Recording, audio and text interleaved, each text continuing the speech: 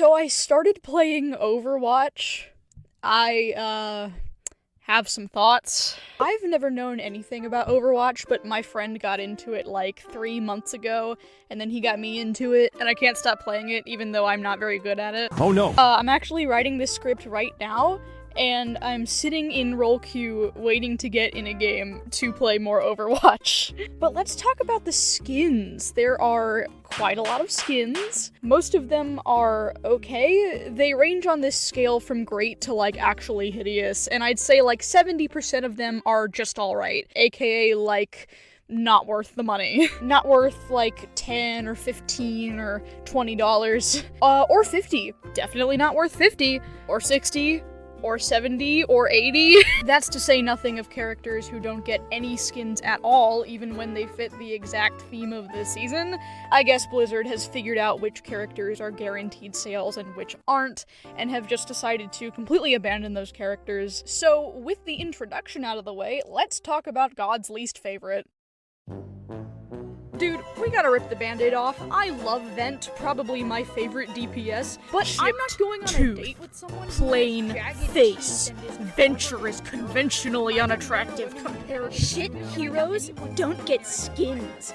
Oops! Did I say that? Concede. I enjoy every day the most annoying Overwatch character doesn't get its skin. They could have made a dentist skin. Oh my god, that is so funny. Yeah.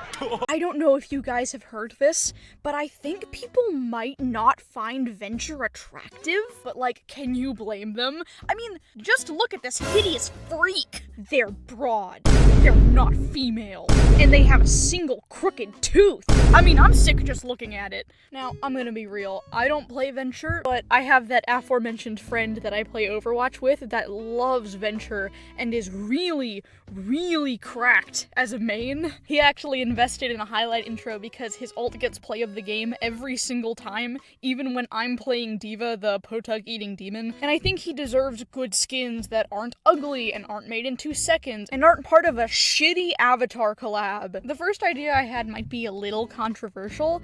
At the moment, Overwatch is mostly concerned with skins that are sexy or cute in some way, so I say we just suck it up and put Venture in a dress. A lot of people on Reddit said that would lead to misgendering. It doesn't matter, 90% of the community calls them a girl anyway, you're never gonna change that. Besides, non-binary people can wear whatever they want, clothes are gender neutral, and I don't know why Blizzard even bothered making them non-binary if they weren't going to explore different fashions. Why not just make them a sexy woman and sell a bunch of skins with exposed shoulders and no shoes? It'd be more profitable that way. Wouldn't just have a whole character sitting in the roster making you no money doing nothing. Then I thought it would actually be better to make 2 skins. One being more masculine and the other being more feminine. If it was my game, I would sell the skins as a bundle set, probably for slightly less than the price of 2 skins, but Overwatch would probably sell them separately at full price for like the first year. Regardless, I backed up and I decided to do the mask one first, because I thought it would turn out less interesting, and I was wrong.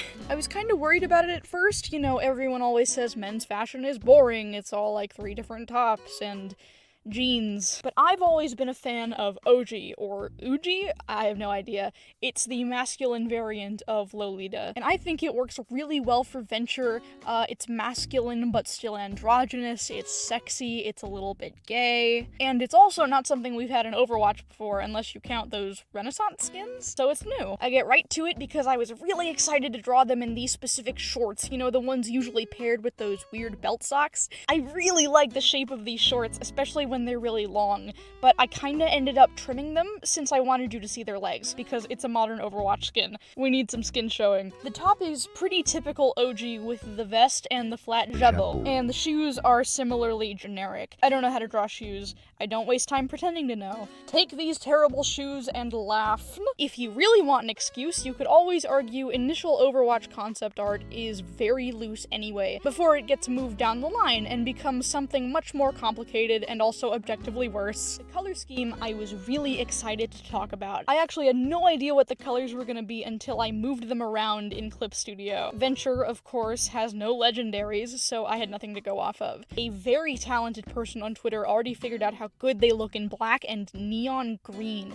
but I didn't want to step on their shoes, and so I started at black and just kind of slid it around into different hues until I hit this beautiful, breathtaking, creamy, beigey white, and you can see in the speed paint that I stopped and wrote, whoa. So the main color for this one is white. I think it looks really pretty, obviously. I paired it with a darker beige and a very deep, rich brown. I'm a big fan of color palettes like these, especially for characters that already have darker skin tones. That reminds me, Overwatch needs more white skins. I feel like they don't use that color enough, and when they do, it looks really striking and pretty. At this point, I thought the big white coat was looking kind of empty, so I covered the space with a bunch of patterns of gears and leaves to give it a steampunk kind of feel, but I only put the pattern on one side because I thought it would look cooler, and also I didn't have to draw it again. And if you've actually been looking at the time-lapse, you may notice we have sort of come full circle, in that I ended up having less ideas for the femme version. At this point, I was also way over my deadline, like, by a month, and I was kinda worried I was never gonna get this done, and having a bit of a crisis about it, so I will be the first to admit this one is a little rushed, but it's still cute. The top is pretty much the same here as the mask version. The big old coat is smaller and more form-fitting, the jabot is fluffier, and the vest is a corset, so you can see the shirt underneath. You'll notice the fabric is a bigger, fluffier shirt tucked into the corset to kind of give the illusion of breasts they don't actually have. One of the first ever ideas I had for a femme venture design was to have the skirt sort of flare out and have this really big petticoat underneath, and the frills of the petticoat were gonna be like all these different bright pastel colors, and it was gonna end up looking like a geode. But obviously that didn't work out with all the beige, unless I wanted to do a beige geode, like a TikTok mom. Without all the multicolored frills, it actually ended up looking like a tutu, and it was really squicking me out, because it reminded me of that Owl House episode when Luz goes to Grom and wears the tutu over her suit.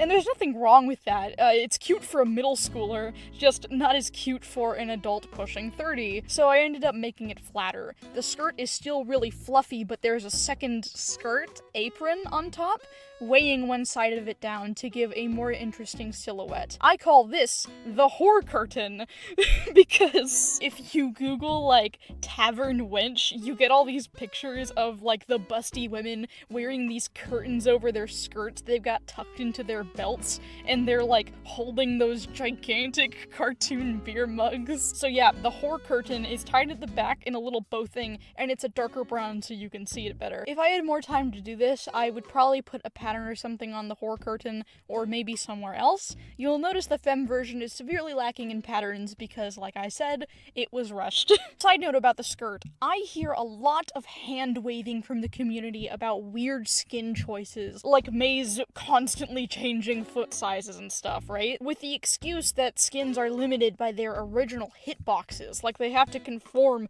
to the character's original design or the hitbox won't work, which would be fine if it was true, but here's the thing, it's not. They love attaching giant tails to their female characters, for one. They put one on Diva's mech, and that doesn't cause any problems. Mercy has 2 imp skins that both have tails and a catgirl skin. Multiple Reaper skins give him a giant hat.